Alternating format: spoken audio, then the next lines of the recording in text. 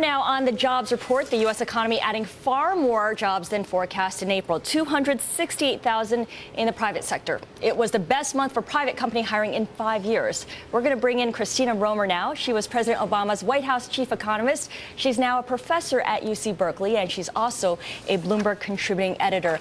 Thanks for joining us, Professor Romer. Let's start by taking a look at today's jobs report and whether it signals that the economy is back on track to gradual improvement. How does this report further that idea? So, I think this is on net a pretty positive report. It is one of those months that I remember from the White House when it's a confusing report because we do have two surveys of the employment situation, and this month they're given pretty different answers. So you mentioned in the establishment survey we added 244,000 jobs. In the household survey we lost 190,000 jobs. But I think most economists put more weight certainly on those month-to-month numbers in the establishment survey, and it was better than expected. I liked your description of it as more gradual improvement. I wouldn't want anyone jumping up and down. 244,000 is good, but it's certainly not great, and it's not what we need to get this economy really rolling again. But certainly it is an improvement, and we need to be aware of that, and that's certainly good news for everybody. Professor Romer, another part of the report that was a bit confusing is the unexpected increase in the jobless rate to 9%. For months, 4 months in fact, we've been seeing it come down. People had spun it as positive, even though a lot of people had suggested that it was because people were dropping out of the workforce. How do you read the increase now to 9%? So I think, you can't tell an easy story that reconciles that number with what we saw in the establishment survey because, this month it wasn't that the labor force went up. It just ticked up a tiny bit. So the main thing happening in that household survey is you did see employment go down. And that's, it's a more volatile survey than the one where we look at talk to firms and look at their payrolls.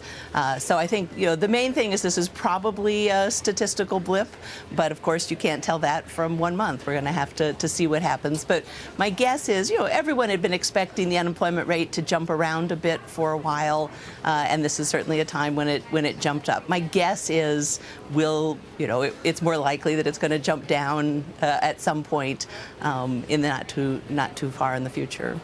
One other element of that report that a lot of people are focusing on, average hourly earnings. That was a negative here because wage increases are still fairly modest. There are more people on the payrolls, but they're not getting paid anymore. Their earnings are not growing.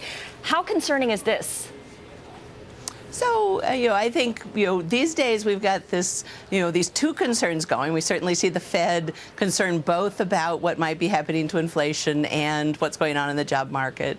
And the fact that average hourly earnings, were still, the rise was very modest, I think is consistent with, of course, we still have a lot of unemployment and you wouldn't expect a lot of wage pressure. And at some level, I think this may be reassuring to those people that have been worried, was inflation ticking up? I think this is another sign that no, it's not.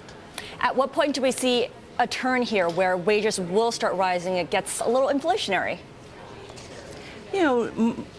Based on history, that doesn't happen until the unemployment rate gets much closer to normal. And what's normal there's here, some then? debate. Well, so I know that, like the survey of professional forecasters done by the Philadelphia Fed, their last number when you surveyed forecasters said it was around 6%. And I think that's probably reasonable. It used to be 5%.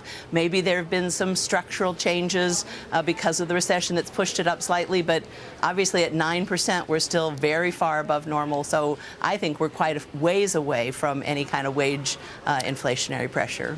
You mentioned the Federal Reserve earlier on. One of the Fed's mandates is to maximize employment. How much of a role, in your view, has monetary policy played in creating the jobs that we've seen created so far? Well, there's no question the Fed has been incredibly helpful, especially at the darkest days of the crisis. Had they not taken the creative actions that they did, I think we would have been just infinitely worse off. And certainly they've played a positive role in the 2 rounds of quantitative easing.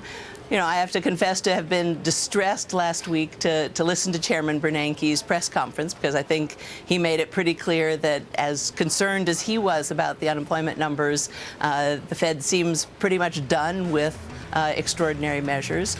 So I certainly don't expect them to be much help going forward, but they certainly have been a lot of help so far. All right. Thank you so much for your thoughts. Professor Christina Romer of UC Berkeley, a former top economic advisor to the president.